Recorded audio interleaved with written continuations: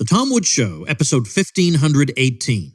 Prepare to set fire to the index card of allowable opinion. Your daily dose of liberty education starts here. The Tom Woods Show. Folks, if you're like me, when you criticize the Federal Reserve, you get all these lackey-style responses. Why, the Fed has made the economy more stable. You don't want to go back to the 19th century, do you? All kinds of arguments like that. Well, you can blow those and others out of the water with my free ebook, Our Enemy, the Fed. Grab it at ourenemythefed.com. Hey, everybody, Tom Woods here. I am back from a little time in Philadelphia, and I'm happy to say that the group of folks from my supporting listeners group who joined me for the escape game last week, we were successful. We did escape the room. If you have no idea what I'm talking about, Google the term escape room. And I've been doing these with folks from my supporting listeners group in various cities over the past couple of years. And I intend to continue doing that. I don't know the next time, but I'll keep on doing it. It's a lot of fun. It's a good way to get to know some of you folks. If you're not in that supporting listeners group, supportinglisteners.com is where to go to sign up. It is a place where you get many, many, many goodies and bonuses from me, and you are welcomed officially into the Tom Woods Show Elite, which in your heart of hearts, you know you belong in. Well, today I want to talk about what's going on with Tulsi Gabbard, but before I do that, I just can't help saying something about Hillary Clinton and NASA. You see this thing on Twitter? Apparently there was, several days ago, there was an all-women spacewalk for the first time ever. And Hillary Clinton put out this tweet saying, "When I was a little girl, I wrote to NASA and told them that I dreamed of being an astronaut." And she says, "They wrote back and said they weren't taking girls." Okay, there's no chance that happened. No way there's absolutely no way that happened. And some people have been trying to point out, well, you were born in 1947. NASA wasn't even established until 1958. So, I mean, really, are you really writing to them, first of all, as soon as they open their doors when you're 11? Because even that's a little bit old to be dreaming of being an astronaut. But I mean, so in other words, so people have gone through that. But even just look at the absurdity of it. A little kid writes to you saying she wants to be an astronaut. You just ignore it. You don't... It's like writing to Santa. You know, you write to NASA, nothing happens. Or at best, they have a form letter for you. They're not going to go out of their way to say, "Sorry, kid, we don't take girls." Could you imagine them going to the trouble of doing that? That is impossible to believe. So then somebody pulled out, I guess in Hillary's memoir or something, she told this ridiculous story about the letter from NASA, which of course she can't produce, and nobody else has evidence of this letter. Nobody else got a letter like this. And I actually saw somebody on Twitter saying, well, NASA corroborates the story. Yeah, a NASA spokesman 8 gazillion years later, when confronted with, well, Hillary Clinton says you people wrote her a letter 8 million years ago. Well, I'm sure the guy just figured, well, I guess if she says so, probably we did. I wasn't working there 800 years ago, so I really wouldn't know. He just said, well, I don't know. I mean, I guess we just had a different policy then. I mean, it is not that, yes, I remember the official letter we drafted that we sent to little girls who inquired about being astronauts. Just, she can't be normal. The woman cannot be normal for 5 blankety-blank seconds, this woman. Cannot be normal for 5 seconds. It's always some crazy made-up story. So I tweeted back. I said, I retweeted with a comment Hillary's thing about writing to NASA when she's a little girl. And I said, I'd take things that never happened for $200, but Hillary Jeopardy cleared out that category 30 years ago. That was my tweet. So follow me on Twitter at Thomas E. Woods, and you'll get fun stuff like that. All right, now before I say something about Tulsi Gabbard, you know she's running for president as a Democrat. She's a member of the U.S. Congress from Hawaii. Let me just anticipate objections that I might get. First one, Tulsi's not really a libertarian. Yeah, I know she's not a libertarian at all. Yeah, I know that. I know that. I already know that. Thank you. I know she's not a libertarian. Secondly, Tulsi's not even that anti-war. She's not consistent. Maybe so. If anything, that proves my point, which is, regardless of whether she's a libertarian, regardless of whether you like her, regardless of how consistent she is, her example teaches us something about the way the establishment operates. I don't care if you don't like her. I don't care if you don't like her domestic policy. I agree with you.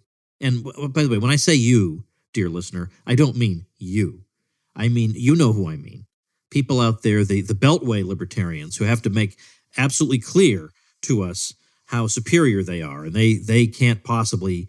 In fact, I saw a couple of Washington-style libertarians the other day saying, yeah, maybe Tulsi is a Russian asset. I mean, this is not how normal people talk, right? There's a whole wing of the libertarian movement that actually talks like that.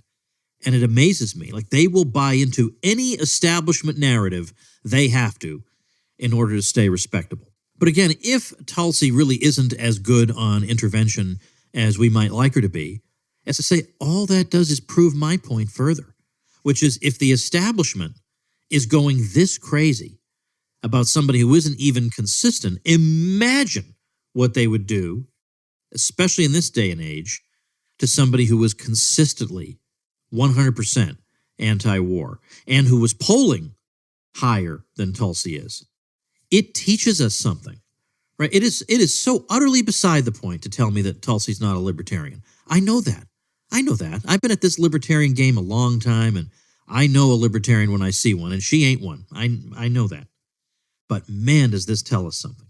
So here's the deal. Hillary Clinton, as you may have heard, said this: I'm not making any predictions, but I think they've got their eye on somebody who is currently in the Democratic primary and are grooming her to be the third-party candidate.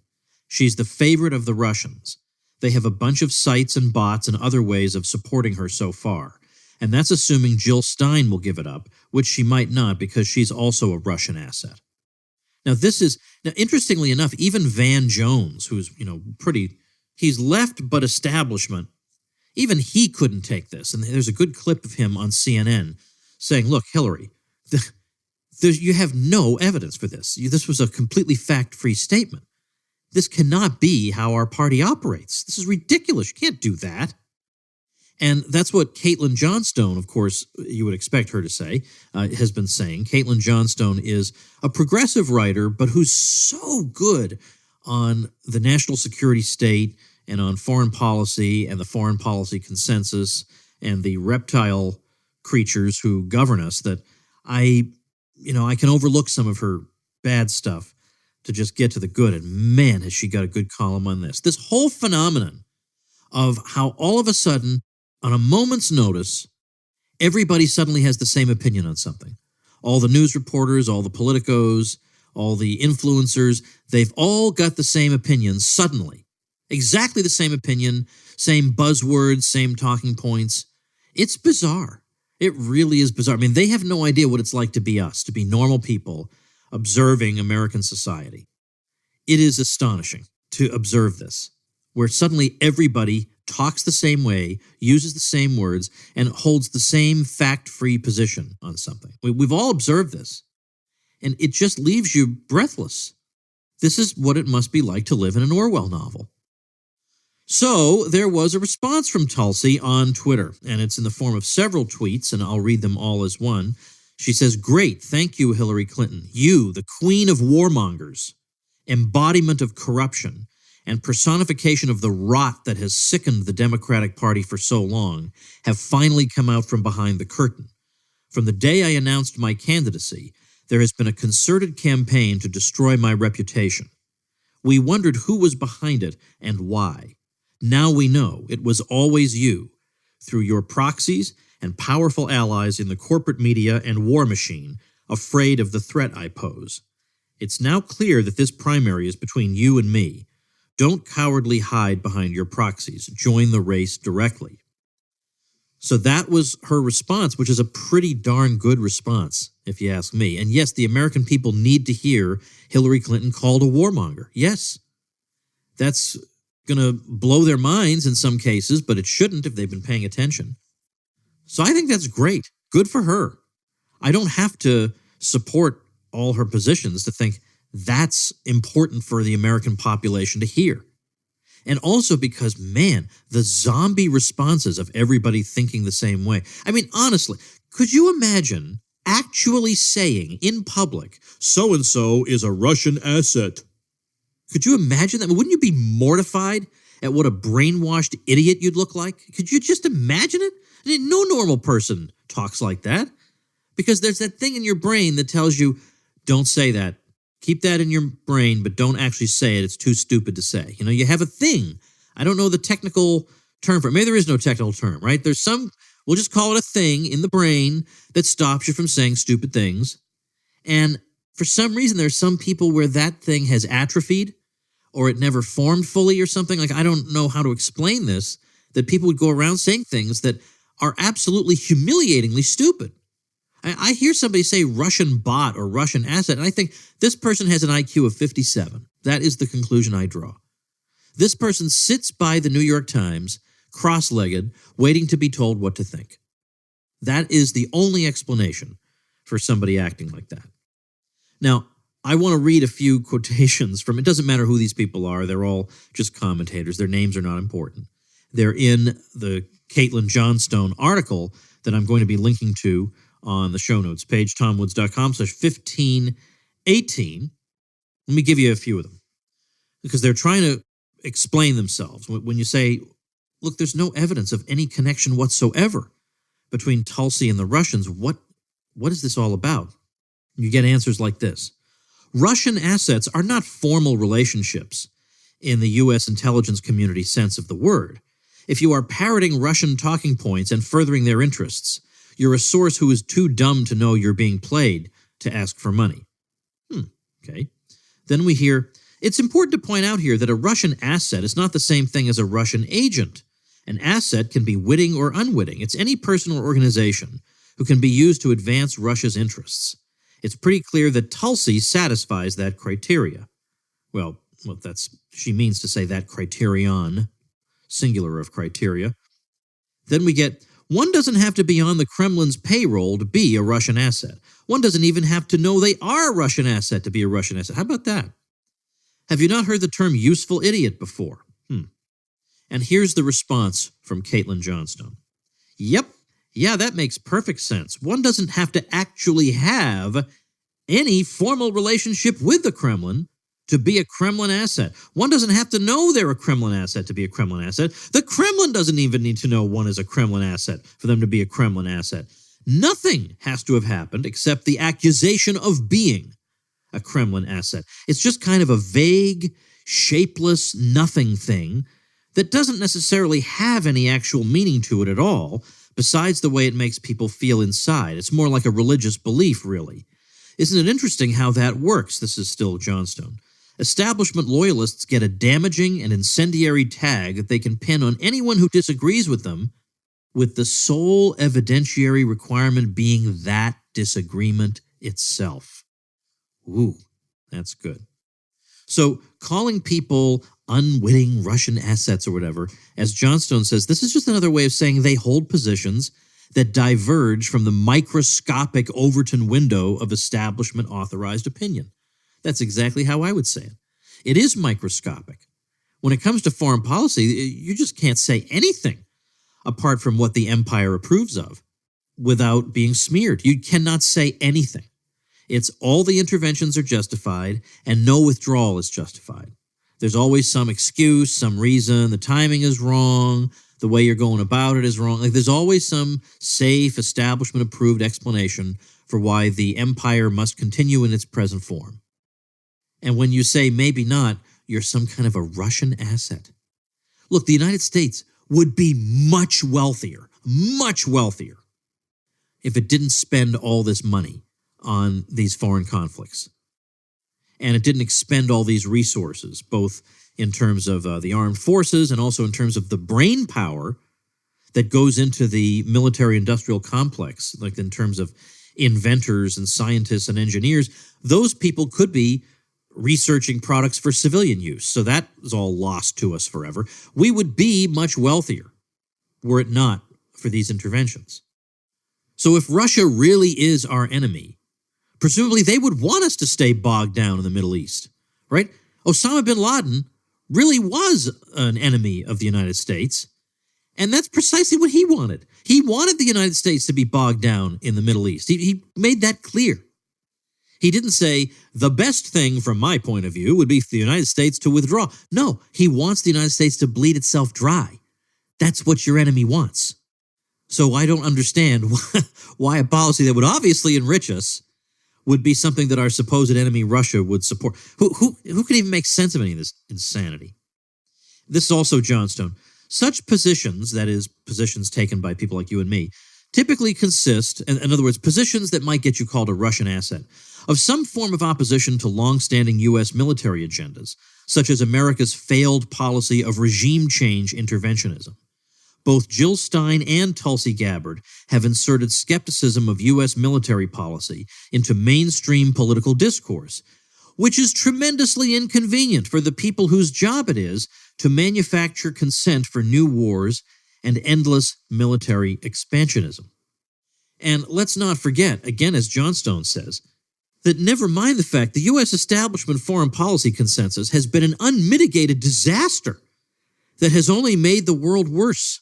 And she says, moreover, it has been firmly established beyond any doubt that it is now literally impossible for an American political figure to vocally oppose U.S. warmongering without being labeled a Russian asset.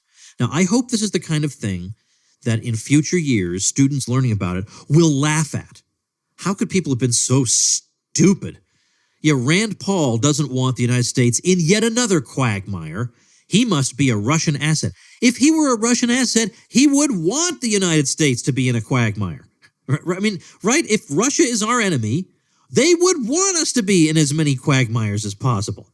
Good grief. I wish half these people had had 1/10 of this concern about Russian intentions and the problems with Russia back when there were, gulags and starvation campaigns. But back then, they were pretending those things didn't exist, or were being exaggerated by the right wing, or were just phony stories. Remember Walter Duranty of the New York Times peddling that story about the Ukrainian terror famine?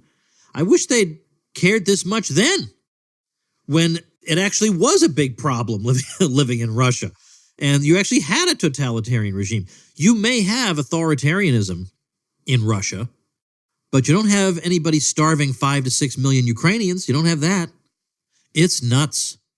And yes, it is very useful to observe this Tulsi Gabbard situation. I had somebody in my feed the other day, by the way, say, if you're a libertarian and you support Tulsi Gabbard, you're a jerk. I thought, and the person didn't say jerk, by the way. It was a worse word. And yeah, that's what the person's voice sounds like. You're a jerk. You're a jerk. Something like that. And I thought, okay. At most, I've seen libertarians say they have a kind of rooting interest in Tulsi simply because, as president, she has a lot of influence over foreign policy and can't do a thing really on domestic policy. I mean, with some obvious exceptions that you can do with executive orders and the like, but you need congressional approval, you need bills to be passed and whatever. But foreign policy, you could make immediate changes right away. But they have a rooting interest in her because she is obviously not approved by the establishment. That's clear. I mean, as Michael Malice pointed out, the establishment is all up in arms because Tulsi used to be anti-LGBT. Oh my goodness, are they all upset about that? But they're not upset about the Clintons, who were against gay marriage in the 1990s. And in 2004, when John Kerry was seeking advice from Bill Clinton about how to get elected, Clinton told him to run against gay marriage. But yet they overlook that. They can overlook that because he's part of the 3x5 card of allowable opinion. So there's no need to bring any of that stuff up. You bring that stuff up just to destroy people, right? At least in the minds of Democratic voters, you bring that kind of thing up to destroy somebody. The obvious parallel here is with Ron Paul. Now, Tulsi Gabbard is no Ron Paul. Obviously, goes without saying. But the way she's been treated is quite similar in terms of blackouts, smears, double standards. I mean, the smears they have of her are, I mean, imagine if the situation were reversed and it wasn't Bernie who had the heart attack at age 78, but it was Tulsi. I have a funny feeling we'd be reading articles about the 5-year survival rate of people who have heart attacks when they're 78. I have a funny feeling we would read articles about that. Nothing from Bernie, not a thing. So you can't help but note that parallel between, I mean, because some of the folks listening right now are too young to remember, but the media response to Ron Paul was unbelievable. I mean, he really was invisible half the time. There were Republican organizations that made him invisible. The media made him invisible. There was in fact, I think it was the 2012 campaign where in the fourth quarter of, I guess it would have been 2012, he came in second in fundraising behind Mitt Romney. Second place in fundraising. MSNBC puts up the statistics. They show the number one fundraiser, then the number 3, 4, 5. The number 2 fundraising candidate was completely left out. What was that, just an oversight? You think they would leave out Mitt Romney? You think they would have left out John McCain? This is we're living in a weird society. Weird. And incidentally, the dislike of Tulsi seems to have gotten started because she was a Bernie supporter.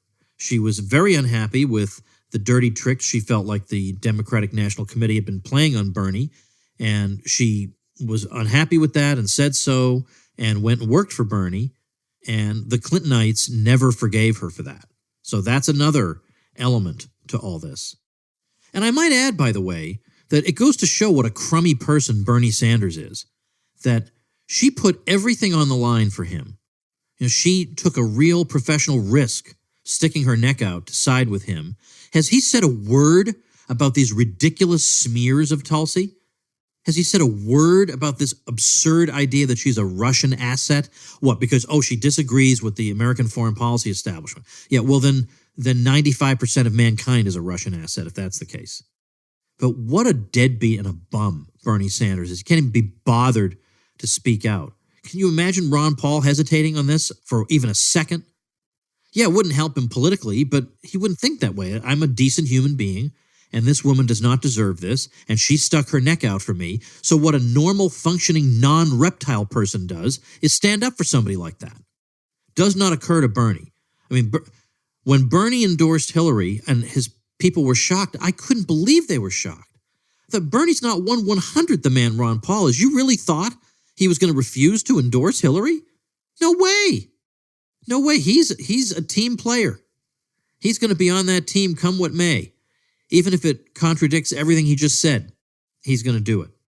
That was a nice thing about Ron Paul. We didn't have these moments of heartache where we felt betrayed and disappointed that this man we had followed and admired and worked for and sacrificed for turned out to be something different from what we thought he was. We never had to endure that. The Bernie people sure have. Well, anyway, that's why I think it's important to follow Tulsi, because of what it shows us about the establishment and the media. It's beyond belief. Glenn Greenwald tweeted out something about there's a New York Times article about Tulsi, basically accusing her, of having extremist supporters and all the usual sorts of stuff. And he said, this article belongs in a museum, okay? It belongs in a museum to show people for all time how the establishment operates, how it smears, how it attacks, how it marginalizes. It's a perfect example of this phenomenon. And it's so, to me, it's funny. The left, which is supposed to question authority, and they're lining up behind the dumbest authority-driven narrative I can remember in my lifetime, namely this whole Russiagate and you're a Russian agent thing. This sounds so stupid. It sounds like you're 7. Question authority, except when they spin the dumbest theory of all time, a theory which is obviously being peddled in the service of the existing foreign policy and the U.S. empire and the foreign policy establishment. Yeah, I won't question that. I'll question other authority. Like I'll question my parish priest or something. Wow, big whoop. That takes a lot of courage. Oh, these people make me crazy. These people make me so crazy. I got to go. All right, I got to go calm down. I got to go use my Simple Habit app or something and calm down. So I've got that article by Caitlin Johnstone linked for you at tomwoods.com/1518. So do go check that out. And remember, if you got your own website and you ain't monetizing that baby, you are letting it be a deadbeat. You are an enabler of that website. Don't you do that. You make that website carry its weight. How to do that? Well, I got a over-the-shoulder video where I show you 6 ways that I monetize my websites, and you can use these methods as well. You can get that video for nothing over at tomwoods.com/monetize. So we ain't just theorizing about capitalism now as libertarians. We're going to be capitalists. We're going to go out there and we're going to make money. We're not going to apologize for it. We're going to be proud of that. So go to tomwoods.com/monetize, and I'll see you tomorrow. Become a smarter libertarian in just 30 minutes a day. Visit tomwoods.com to subscribe to the show for free, and we'll see you next time. Like the sound of The Tom Woods Show? My audio production is provided by Podsworth Media. Check them out at podsworth.com.